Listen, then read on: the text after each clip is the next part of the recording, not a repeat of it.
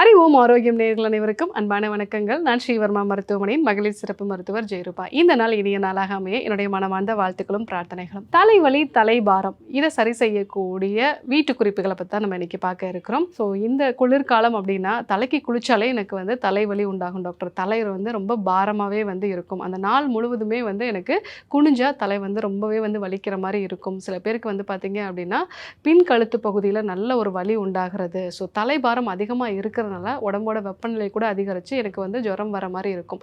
இந்த மாதிரியான பிரச்சனை இருக்குது அப்படின்னா நமக்கு தலையில் இருக்கக்கூடிய சைனஸ் ஏரியாக்களில் நீர் கோர்த்துருக்கு, இல்லைன்னா சளி உண்டாகிருக்கு அப்படிங்கிறது அர்த்தம். ஸோ நம்மளுடைய தலைப்பகுதியில் பார்த்தீங்கன்னா சில காற்றறைகள் இருக்கும். இதை தான் சைனஸ் ஏரியா அப்படின்னு நம்ம சொல்லுவோம். இந்த இடத்துல காற்று மட்டும் இருந்தது அப்படின்னா நம்மளுடைய குரல் நல்ல கணீர்னு இருக்கும். ஒருவேளை காற்றுக்கு பதிலாக அங்கே நீர் தேங்க ஆரம்பிக்கிறதோ அதில் அங்கே சளி தேங்க ஆரம்பிக்குது அப்படின்னா நமக்கு நம்மளுடைய குரல் மாற்றம் உண்டாகும். தலை பாரம் உண்டாகும். தலைக்கு தண்ணி ஊற்றுனாங்க அப்படின்னாலே எனக்கு நல்ல தலைபாரம் இருக்குது அப்படின்னு சொல்லுவாங்க. மிக முக்கியமாக எனக்கு குனிஞ்சோம் அப்படின்னா நல்லா ஒரு தலை பாரமாக இருக்குது. சில பேர் அந்த நாட்களில் எனக்கு மூக்கடைப்பு உண்டாகுது.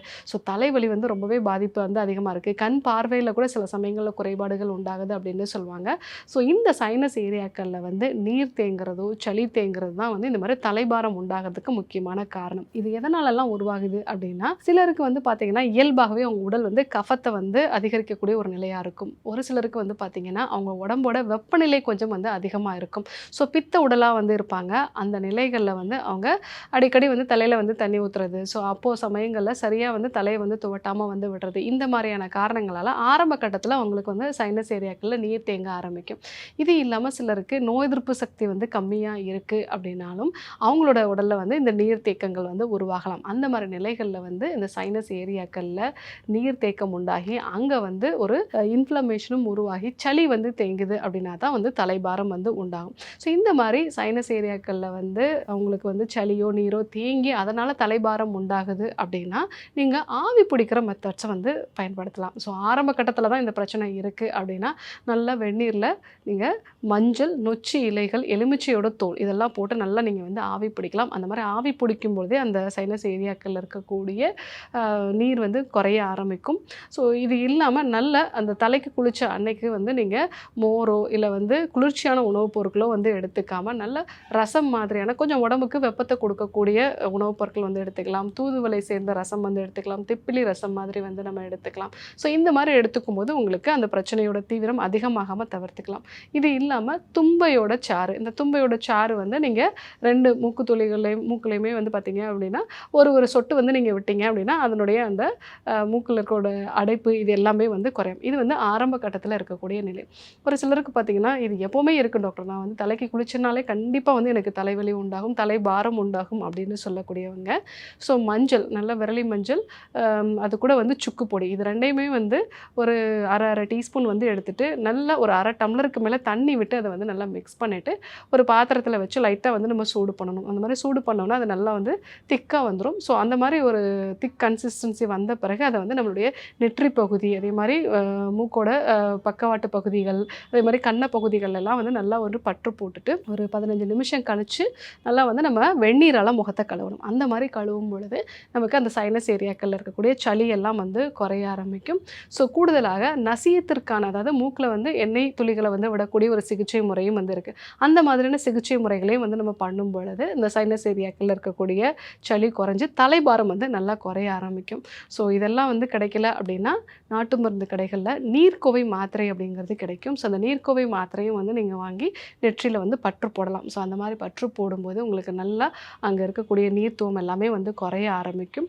ஸோ கூடுதலாக நம்ம உடம்போட வெப்பநிலை அதிகமாக இருக்குது, இல்லை உடம்புல கஃபம் அதிகமாக இருக்கா, இந்த 2 விஷயத்தையும் மருத்துவரோட ஆலோசனையோட ஆரம்ப கட்டத்தில் கஃபத்தை குறைக்கக்கூடிய சில உணவு முறை மாற்றங்கள், கூடுதலாக எண்ணெய் தேய்த்து குளிக்கக்கூடிய ஒரு முறைகள். ஸோ ஏன்னா தலைபாரம் இருக்குது அப்படின்னு சொன்னாலே சாதாரணமாக குளித்தாலே எனக்கு தலைபாரம் இருக்குது, ஆனால் எண்ணெய் தேய்ச்சி குளித்தா இன்னும் அதிகமாகிடுமே அப்படின்னு நிறைய பேர் பயப்படுவாங்க. இல்லை அந்த மாதிரியான நிலைகளை சில வகையான மருந்துகளால் செய்யப்பட்ட தைலங்கள் வந்து இருக்குது. சுக்கு தைலம், பீனிச தைலம்.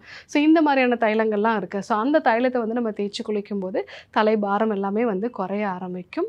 கூடுதலாக உங்கள் உடம்புல இருக்கக்கூடிய அந்த கஃபம் குறைஞ்ச பிறகு அந்த சைனோசைட்டிஸ், அதாவது வந்து தலைபாரத்துக்கு காரணமான பித்தத்தையும் குறைக்கக்கூடிய சிகிச்சை முறைகளையும் வந்து நம்ம கொடுப்போம். அந்த மாதிரி கொடுக்கும்போது நிரந்தரமாக இந்த பிரச்சனையை வந்து சரி செய்ய முடியும். தலைவலி, தலைபாரம் வந்து இருக்குது அப்படின்னா ஆரம்ப கட்டத்தில் நீங்கள் ஆவி பிடிக்கக்கூடிய மெத்தட்ஸை வந்து பயன்படுத்தலாம். ஸோ இதற்கு நொச்சி இலை, அது கூட மஞ்சள், எலுமிச்சை தோல் சேர்ந்த மாதிரி நம்ம வந்து ஆவி பிடிக்கக்கூடிய முறைகளை வந்து பயன்படுத்தலாம். ஸோ அடுத்து நம்ம தும்பையோட சாறு வந்து மூக்கு துளைகளில் வந்து விடுறது. ஸோ அடுத்த கட்டமாக வந்து சிலருக்கு எப்போவுமே நான் தலைக்கு குளிச்சாலே வந்து தலைபாரம் வந்து இருக்குது அப்படின்னு சொல்லக்கூடியவங்க சுக்கு, மஞ்சள் சேர்த்து அதை வந்து பற்று மாதிரி வந்து தயாரிச்சுட்டு அதை வந்து நெற்றியில் வந்து நம்ம பற்று போடலாம். மூக்கோட பக்கவாட்டு பகுதிகள், கண்ண பகுதியிலலாம் வந்து நல்லா பற்று போடலாம். ஸோ இந்த மாதிரி பயன்படுத்தும் பொழுதும் உங்களுக்கு அந்த தலைபாரம் வந்து குறையும். ஸோ நோய் வந்து ரொம்ப அதிகமாக இருக்குது, ஸோ எனக்கு தலைக்கு குளிக்கலைன்னா கூட தலைபாரம் வந்து இருக்குது அப்படின்னு சொல்கிறவங்க மூக்கில் எண்ணெய் விடக்கூடிய இந்த நசிய சிகிச்சை முறைகளை ஃபாலோ பண்ணலாம். நீர்க்கோவை மாத்திரையை வந்து நீங்கள் பற்று போடலாம். இந்த மாதிரியான மருத்துவ முறைகளோட உடம்புல இருக்கக்கூடிய அதிகப்படியான கஃபத்தை குறைக்கக்கூடிய சிகிச்சை முறைகளும், கஃபம் குறைஞ்ச பிறகு அந்த நோய்க்கு மூல காரணமான பித்தத்தை குறைக்கக்கூடிய சிகிச்சை முறைகளையும் நம்ம ஃபாலோ பண்ணுறோம் அப்படின்னா தலைபாரம், சைனோசைட்டிஸ் மாதிரியான பிரச்சனைகள் வந்து நிரந்தரமாக வந்து விடுபடலாம். ஸோ இன்றைக்கு தலைபாரம், தலைவலி இது எதனால் வந்து உண்டாகுது, இது ஆரம்ப கட்டத்தில் என்னெல்லாம் நம்ம வந்து ஃபாலோ பண்ணலாம், அதே மாதிரி நோய் வந்து அதிகமான என்னென்ன விஷயங்கள்லாம் ஃபாலோ பண்ணணும் அப்படிங்கிற இதையும் நம்ம வந்து தெரிஞ்சுக்கிட்டோம். ஸோ கண்டிப்பாக ட்ரை பண்ணி பாருங்கள். இதே போன்று ஒரு நல்ல தகவலோடு உங்களை சந்திக்கிறேன். நன்றி, வணக்கம்.